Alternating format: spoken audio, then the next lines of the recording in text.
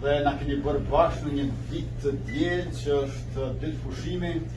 Prandaj unë ju falenderoj në veçantë që dikush e ka ndonë kohën e pushimit, por i falenderoj ata që ndoshta ka ndonë kohën e punës, e disa edhe të studimit,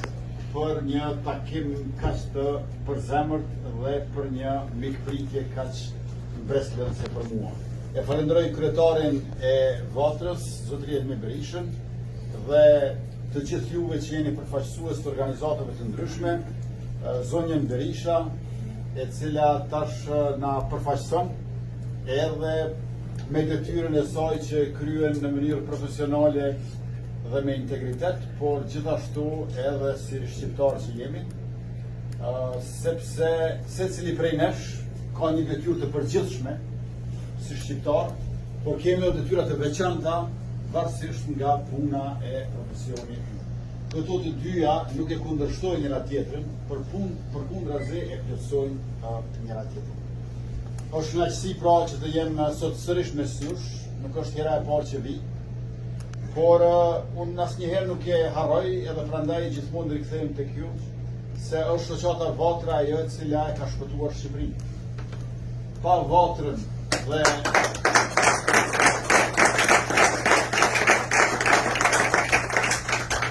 pa Vatrën dhe ndikimin që Noli e Konica kishin sidomos te ish presidenti i famshëm amerikan Woodrow Wilson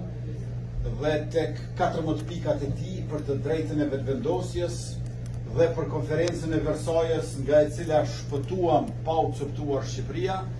ne nuk kemi se si ta kuptojmë peshën, vlerën e madhe të shoqatës Vatra, e cila është sigurisht historike, por unë do të thosha edhe aktuale,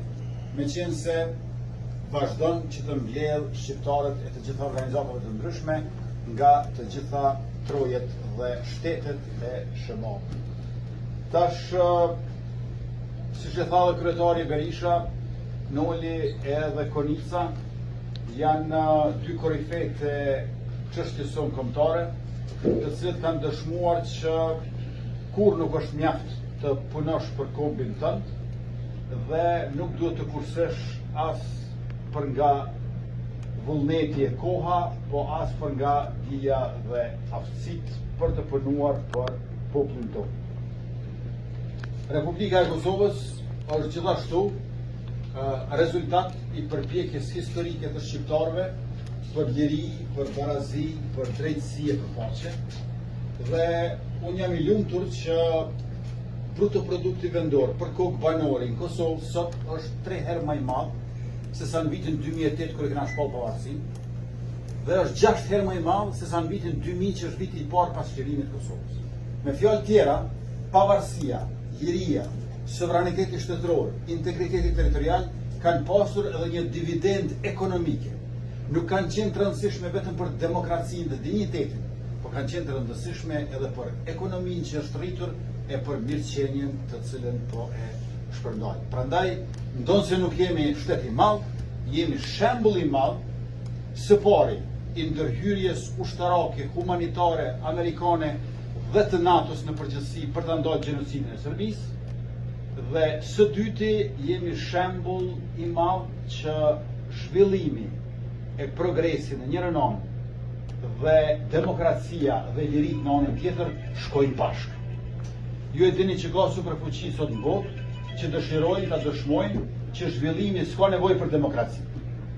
Mund të zhvillohesh dhe të kesh mirëqenie pa pas liri dhe drejtat njerëzit dhe sundim të ligjit dhe demokraci. Por Kosova është një shembull